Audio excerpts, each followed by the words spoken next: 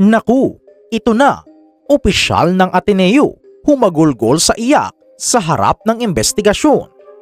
Pero teka, bakit nga ba siya nabaliw sa lungkot at galit habang humihingi ng tawad sa pamilya ng mga pumanaw na players? Dito, tila nagkabukingan na. Isang matinding revelasyon mula sa mga pulis. May nakita silang malaking lokohan o sabihin na nating misteryo sa mismong oras ng pagkamatay ng player na si Rene Baterbonia. Dito, parang may nagmamadali na gusto siyang mamatay.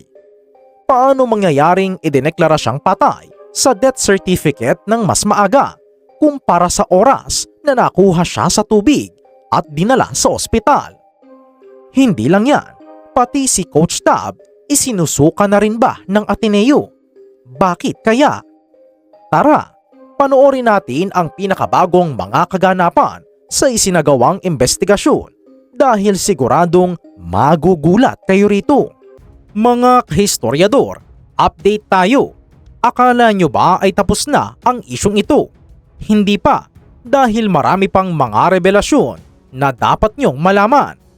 Nitong mga nakaraang araw, humarap sa Senado ang mga matataas na opisyal ng Ateneo de Manila University para sa isang matinding pagdinig ng Senate Committee on Basic Education.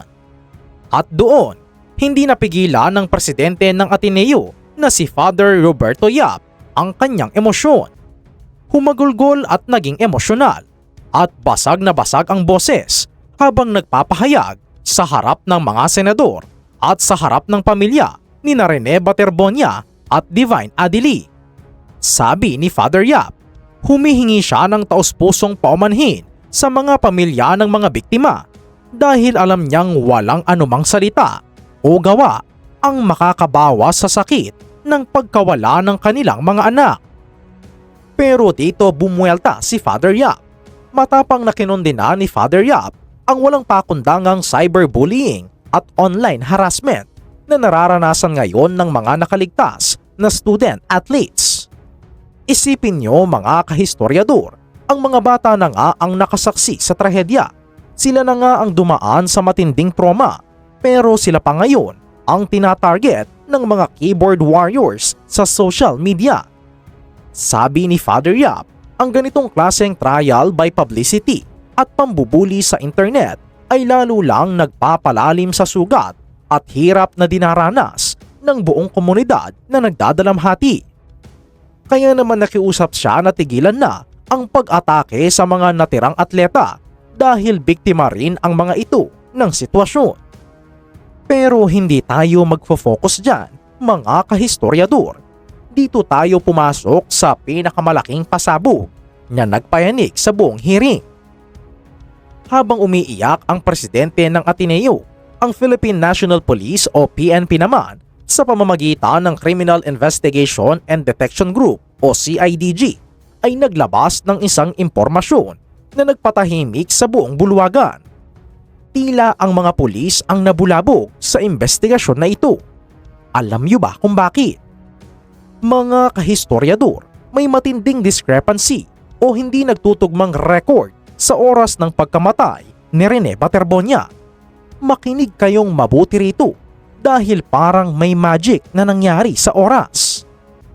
Ayon sa opisyal na testimonya ni Police Lieutenant Colonel Michael Odeherte na siyang officer in charge ng Major Crimes Investigation Unit ng CIDG, nakuha o na-rescue si Rene mula sa tubig bandang alas 3:40 ng hapon o 3:40 PM.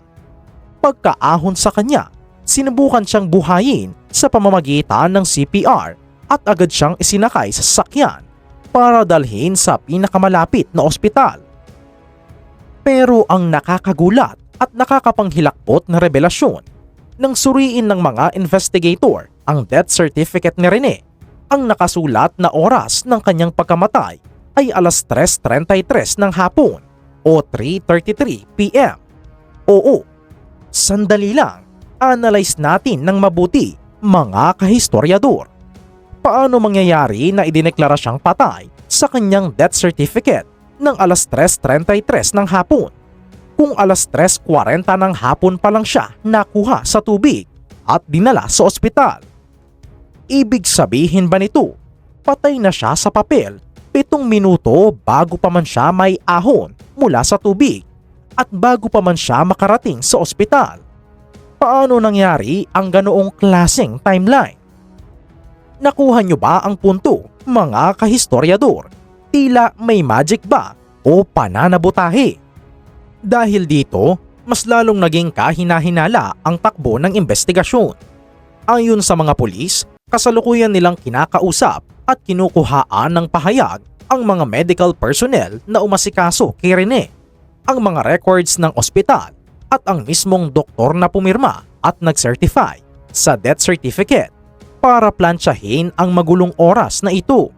Sabi ni Lieutenant Colonel Odeherte, ayaw muna nilang mag-speculate o gumawa ng sariling hula hanggat hindi pa nila lubos na sinusuri ang lahat ng dokumento at testigo.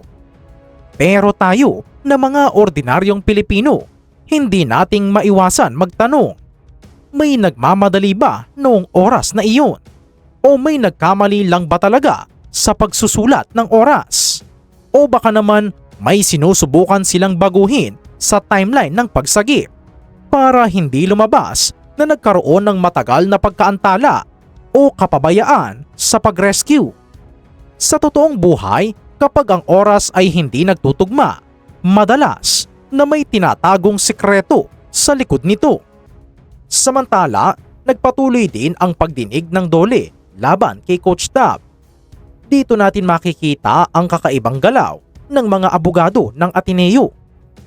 Alam nyo ba, mga kahistoryador, na pilit na iginigiit ng mga legal counsel ng Ateneo na sina Attorney Krishna Santos at Attorney Philip Kimbo na walang employer-employee relationship o walang ugnayang empleyado at amo sa pagitan ng Ateneo at ni Coach Tab Baldwin.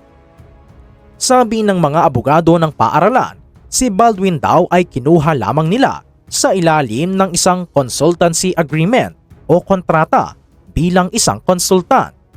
At dahil consultant lang daw siya, wala raw control ang Ateneo sa kung paano niya ginagawa ang kanyang mga coaching functions o ang pamumuno sa koponan. Pero teka lang, kapag nananalo ang Ateneo sa UAAP, kapag nagpapasalamat ang buong komunidad ng Ateneo sa mga kampyonato, hindi ba't si Coach Tab Baldwin ang palaging bida at kinikilalang mukha ng kanilang basketball program? Pero bakit ngayon na may investigasyon na, biglang naging consultant na lang siya at walang employer-employee relationship? Parang napakabilis naman yatang maghugas ng kamay kapag ang usapan ay pananagutan sa batas. Naku, kawawa naman pala si Coach Tab. Tila isinusuka kaagad ng Ateneo. Dito, mas lalo pang naging kahina-hinala ang sitwasyon nang tanungin ni Secretary Tolentino ang mga abogado tungkol sa sahod o compensation ni Coach Tab. Pero ano ang sagot ng mga abogado ng Ateneo? Hindi raw nila alam ang mga detalye ng compensation ni Baldwin. Ang katwiran nila, ang MVP Group of Companies daw ang sponsor ng Ateneo Men's Basketball Team, kaya baka ang naturang grupo raw ang nagbabayad at nagpapasahod kay Coach Tab. Grabe, di ba? Isang napakalaki at sikat na universidad, hindi raw alam kung magkano at paano binabayaran ang kanilang pinakasikat na coach na nagdala sa kanila sa tuktok ng tagumpay. Sino ba naman ang maniniwala sa ganyang palusot? Kaya naman hindi rin pinalampas ng dole ang depensang ito ng Ateneo. Si Undersecretary Gerard Mosquera, dito tinukoy niya ang mismong dokumentong isinumite ng Ateneo na naglalaman ng napakahabang listahan ng mga responsibility, pati na ang mga do's and don'ts o ang mga dapat at hindi dapat gawin ni Coach Tab Baldwin habang hawak niya ang team. Sa madaling salita, kung consultant lang talaga siya at walang kontrol ang paaralan sa kanya, bakit umabot ng isang buong pahina ang listahan ng mga utos at bawal na nakasulat sa kanyang kontrata? Hindi ba't malinaw na kontrolado siya ng Ateneo sa kanyang bawat galaw, di ba? Mga kahistoryador, ito lang ang nakakalungkot. Isang buwan na ang nakakalipas mula nang mangyari ang malagim na trahedya. Pero hanggang ngayon, ang mga pamilya ay sumisigaw pa rin para sa mga kasagutan at hustisya. Ang ina ni Rene Baterbonia ay hindi maitago ang kanyang matinding galit at pait. Noong maglabas ng pahayag ng paumanhin si Coach Tab Baldwin, diretsahan at walang kurap na tinanggihan ng ina ni Rene ang apology na ito. Ang sabi niya, the damage has been done.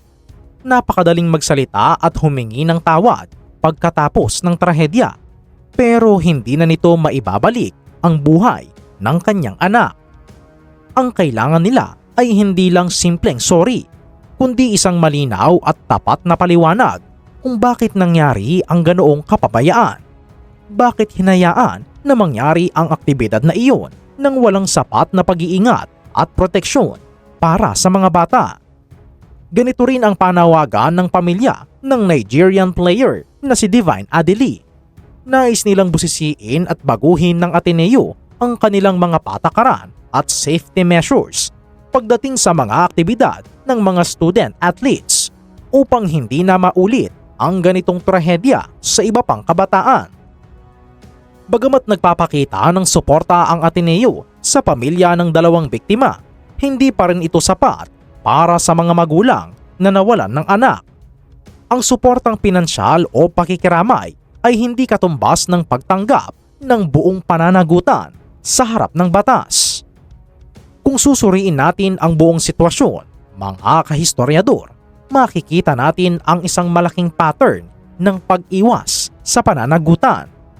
Sa isang dako, nakikita natin ang emosyonal na pag-iyak ng Pangulo ng Ateneo sa Senado na humihingi ng tawad habang ipinagtatanggol ang mga natirang manlalaro mula sa cyberbullying. Normal lang na maawa tayo sa mga nakaligtas na bata at tama lang na kondenahin ang cyberbullying dahil wala silang kasalanan sa nangyaring trahedya.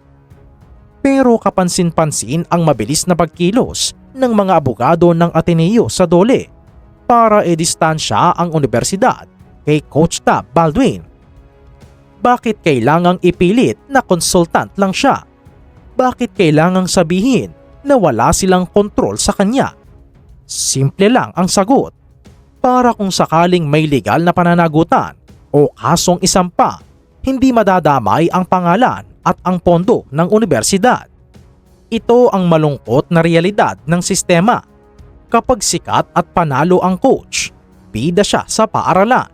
Pero kapag nagkaroon ng malaking problema, biglang nagiging estranghero na parang walang employer-employee relationship. Mga kahistoryador, sa tingin niyo ba ay may nagaganap na pagtatakip sa totoong oras ng pagkamatay ni Rene Baterbonia? At naniniwala ba kayo sa depensa ng Ateneo na si Coach Tab Baldwin ay isang consultant lamang at hindi nila empleyado na may direktang kontrol? Ano ang masasabi nyo dito? I-comment na yan sa ibaba para malaman din namin. Maraming salamat sa panonood.